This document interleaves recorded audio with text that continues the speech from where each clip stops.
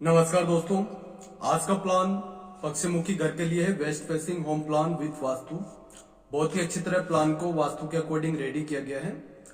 Details जो है वो हम आपके साथ शेयर कर देते हैं, कैसे आपको वास्तु के अनुरूप घर बनाना है। जब भी आप किसी घर का निर्माण करते हैं तो वास्तु का मुख्य रूप से ध्यान रखना बहुत जरूरी होता है।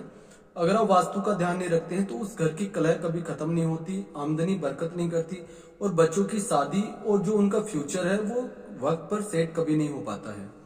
आज का जो प्लॉट है वो देखिए, आगे से 20 फीट है, सेम 20 फीट पीछे से 40 फीट दोनों तरफ से लंबाई है, यानी कि प्लॉट अपना सही है। बस इसकी जो दिशा है वो पश्चिम में, वेस्ट साइड है। पश्चिम दिशा शनिदेव की दिशा मानी जाती है। अलग अलग बिजनेस के अकॉर्डिंग और कार्य के अकॉर्डिंग पश्चिम मुखी घर लोग बनवाते हैं। अब देखिए, आगे से आपकी मुख्य रोड जा रही है और उत्तर दिशा में भी आपकी रोड जा रही है। कॉर्नर का प्लॉट है।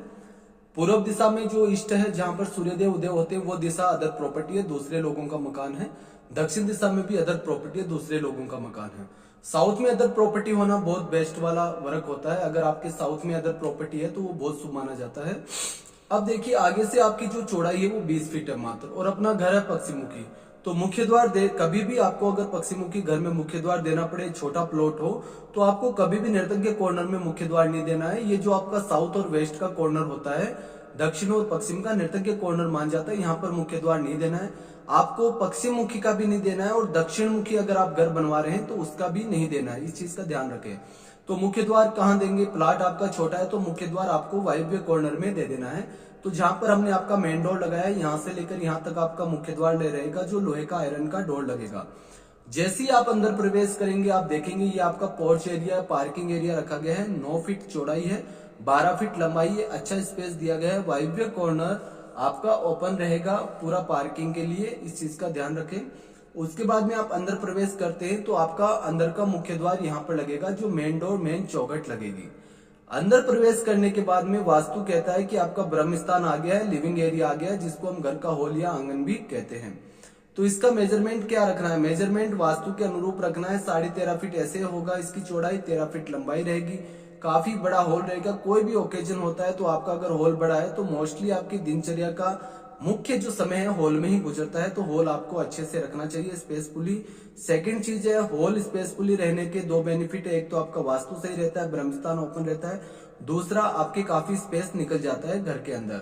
अब देखिए, वास्तु के अनुरूप आपको आंगन में पूजा स्थान देना है तो ओपन वुड या लकड़ी का पूजा घर आप रख सकते हैं। अगर आप अलग नहीं बनवा रहे हैं तो इस तरह आप पूजा घर बनवा सकते हैं। उसके बाद में क्या देना है आंगन के अंदर? इधर आप देख रहे हैं दक्षिण की आपकी साउथ की वाल है, वहां पर क्लॉकवाइज सीढ़ी दी गई है पूरी वास्तु के अनुरूप। सीढ़ी जब भी बनाए पूरा ध्यान रखें, सीढ़ी आपके बच्चों के भविष्य की उन्नति का सूचक होती है। अगर आपकी एंटी क्लॉक सीढ़ी रहती है तो आपके बच्चों का भविष्य भी एंटी क्लॉक ही चलता है, तो इस चीज का ध्यान रखें। सीढ़ी क्लॉकवाइज दी गई है। इसके बाद में ठीक सामने एक स्टोर रूम दिया गया है 4x6 का, पीछे एक ओटीएस रखा गया है, क्योंकि जैसा मैंने आपको बताया पूर्व दिशा में और आपके दक्षिण दिशा में अदर प्रॉपर्टी है। इसके कारण एक ओटीएस से जाल दिया गया है ताकि आपके घर का अच्छे से वेंटिलेशन हो, कमरे, किचन, सबका। हॉल से आप इधर प्रवेश करेंगे तो आप देखेंगे सामने स्टोर है 4x6 का, उसके इधर प्रवेश करेंगे, एक डोर दिया गया है, दरवाजा। 9x13 फीट का एक कमरा आ रहा है। इस कमरे की एक बड़ी खिड़की हमने इस साइड में ओपन कर दी है ताकि अच्छा वेंटिलेशन रहे। उसके बाद में आप देखेंगे कि इस डोर के ठीक सामने ये जो कॉर्नर है, पूरब का और दक्षिण का कॉर्नर आ गया है। पश्चिम मुखी घर के अंदर अग्नि कॉर्नर यहाँ आता है। काफी लोगों के कमेंट आते हैं, पूर्व मुखी प्लान वो भेजते हैं और सर कहते हैं कि इस टाइप से हम अपना पश्चिम मुखी घर बना लेंगे। कभी भी मत बनाइए। हर दिशा का अपना एक वास्तु होता है, उसी के अनुरूप आपको अपना नक्शा बनवाना है। कोई भी अच्छे वास्तुशास्त्री आपके नियरेस्ट, उनसे अपने घर का नक्शा बनवाइए। घर बार बार नहीं बनता है, ये चीज हम आपको काफी बार कह चुके हैं। तो अच्छे से प्रॉपर नक्शा बनवाकर ही घर का निर्माण करें ताकि भविष्य आपका और आपके बच्चों का भी अच्छा हो। किचन है, पूरब दक्षिण में अदर प्रॉपर्टी है, तो किचन के वेंटिलेशन के लिए ओटेस दे दिया गया, एक विंडो इधर ओपन हो जाएगी। अच्छा वेंटिलेशन रहेगा, किचन का कोई भी इशू नहीं रहेगा। 5.5x13 फीट का किचन रहेगा। फिर आपकी सीढ़ी होगी, हॉल हो गया। फिर आपका देखिए यहाँ पर आप एक डोर लगेगा और यहाँ पर आपका लेट बाथ दिया गया है कॉमन। 3.5x6 फीट का लेटरिन बाथरूम है।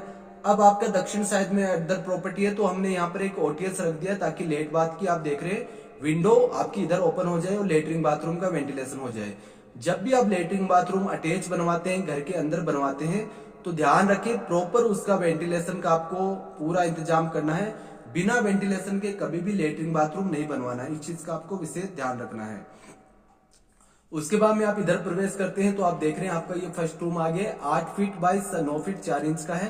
तो दो आपके रूम हो गए 1 और 2, बड़ा आंगन हो गया, स्टोर रूम हो गया, ओटीएस सब में वेंटिलेशन के लिए दिया गया, किचन हो गया, पार्किंग एरिया हो गया। ग्राउंड फ्लोर पर 20 बाई 40 में वेस्ट फेसिंग आपको बेस्ट प्लान प्रोवाइड करवाया है। अगर आप हमारी आवाज पहली बार सुन रहे हैं और वास्तु अकॉर्डिंग आप भी अपने घर का निर्माण करवाना चाहते हैं तो चैनल को जरूर सब्सक्राइब कर लीजिए। पर्सनल वर्क पेड सर्विस रहता है, व्हाट्सएप पर आप संपर्क कर सकते हैं। आज के लिए इतना ही। जय हिंद, धन्यवाद।